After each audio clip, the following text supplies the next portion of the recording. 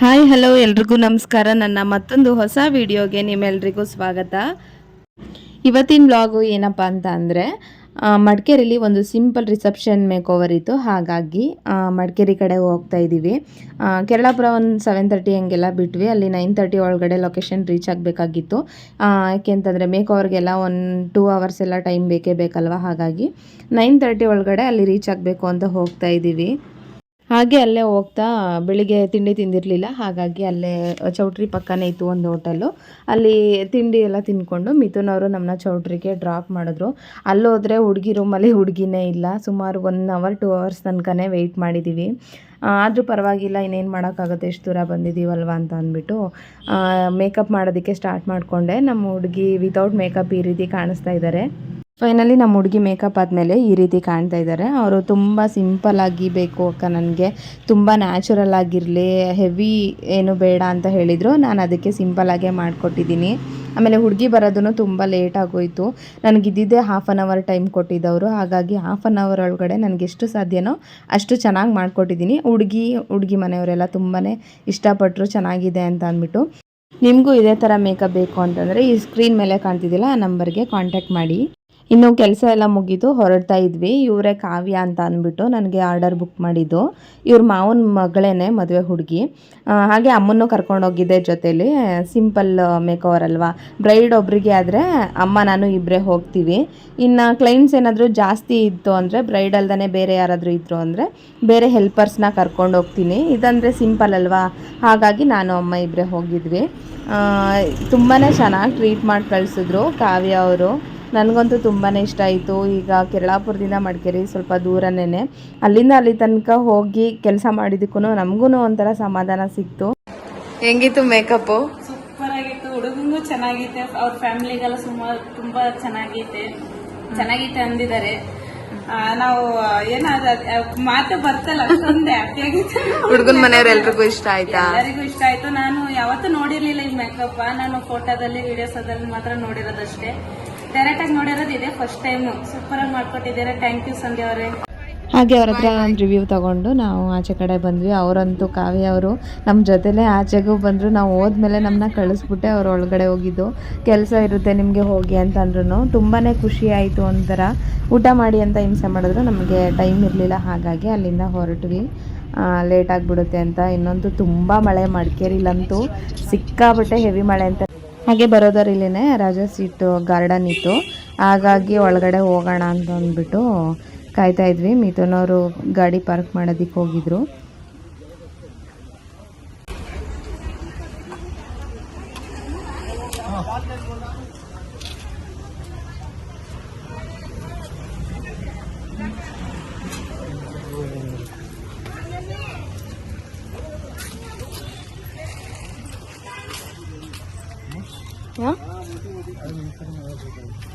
ಅಲ್ಲಿ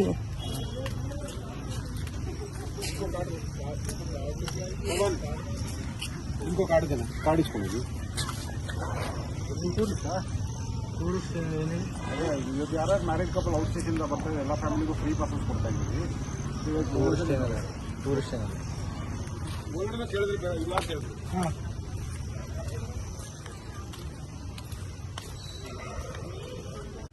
ಹಾಂ, ಮ್ಯಾರಿಡ್ ಕಪಲ್ಗೆ ಮತ್ತು ಹೊರಗಡೆಯಿಂದ ಬಂದು ಟೂರಿಸ್ಟ್ಗಳಿಗೆ ಫ್ರೀ ಪಾಸಸ್ ಕೊಡ್ತಾ ಇದ್ರಂತೆ. ಹಾಗೆ ನಮ್ಮನ್ನು ಕೇಳಿದ್ರು ತಗೊಳ್ಳಿ ಅಂತ ಅಂದ್ಬಿಟ್ಟು.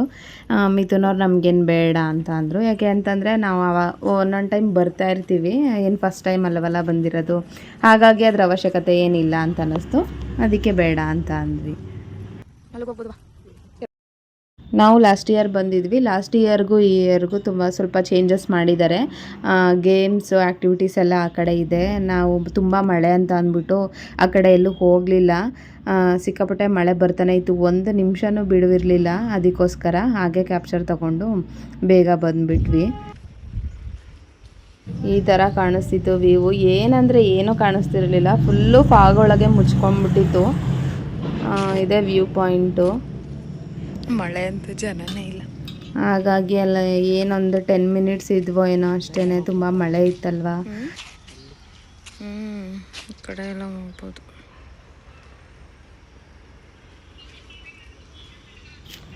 ಎಲ್ಲ ನೋಡಿಕೊಂಡು ಬರ್ತಾ ಕುಶಾಲನಗರದಲ್ಲಿ ಅಲ್ಲೇ ಹೋಟೆಲ್ಗೆ ಹೋಗೋಣ, ಊಟ ಮಾಡೋಣ ಅಂದ್ಬಿಟ್ಟು ಹೋದ್ವಿ. ಟೈಮ್ ಆಲ್ರೆಡಿ 4 ಗಂಟೆ ಆಗಿತ್ತು ಅಂತ ಅಂದ್ಬಿಟ್ಟು.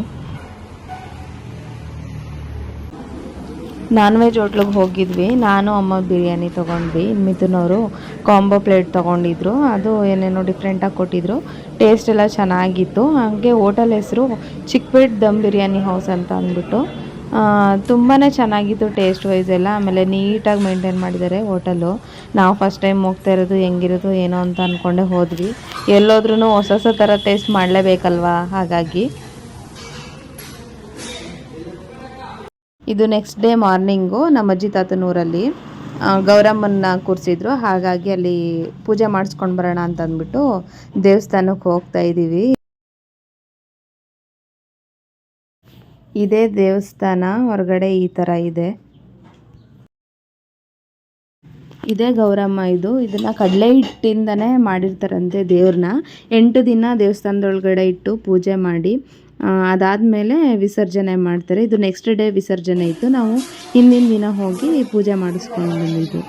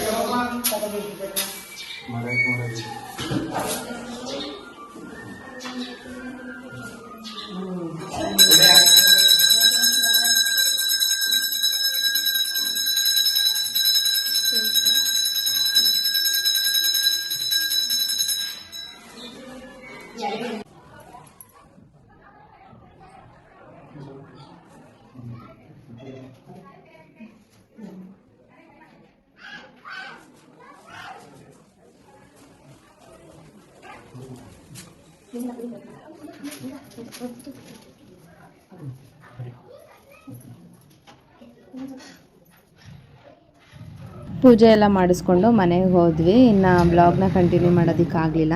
ಇದು ನೆಕ್ಸ್ಟ್ ಡೇ ನೈಟು, ಅದೇ ವಿಸರ್ಜನೆ ಮಾಡ್ತಾರೆ ಅಂದ್ವಲ್ಲ. ಈಗ ಭಾನುವಾರ ದೇವ್ರನ್ನ ತೆಗೆದು ಸೋಮವಾರ ಬೆಳಿಗ್ಗೆ ನೀರಿಗೆ ಬಿಡ್ತಾರೆ. ಹಾಗಾಗಿ ನಮ್ಮ ಅಮ್ಮನ ಫ್ರೆಂಡ್ ಮನೆ ಇನ್ವೈಟ್ ಮಾಡಿದ್ರು ಅಂತ ಅಂದ್ಬಿಟ್ಟು ಹೋಗ್ತಾ ಇದ್ದೀವಿ ನೈಟು. ಹಾಗೆ ಊರ ಎಂಟ್ರೆನ್ಸಿಂದನೇ ಲೈಟಿಂಗ್ಸ್ ಎಲ್ಲ ಸ್ಟಾರ್ಟ್ ಆಗಿತ್ತು. ತುಂಬಾ ಚೆನ್ನಾಗಿ ಕಾಣಿಸ್ತಿತ್ತು. ಈ ಊರ ಹೆಸರು ಕರ್ತಾಳು ಅಂತ. ನಮ್ಮೂರು ಈಗ ನಾವಿದ್ದೀವಲ್ವ ಕೆರಳಾಪುರದ ಪಕ್ಕನೇ ಇದು. ಲೈಟಿಂಗ್ಸ್ ಎಲ್ಲ ತುಂಬಾ ಚೆನ್ನಾಗಿ ಕಾಣಿಸ್ತಿದೆ.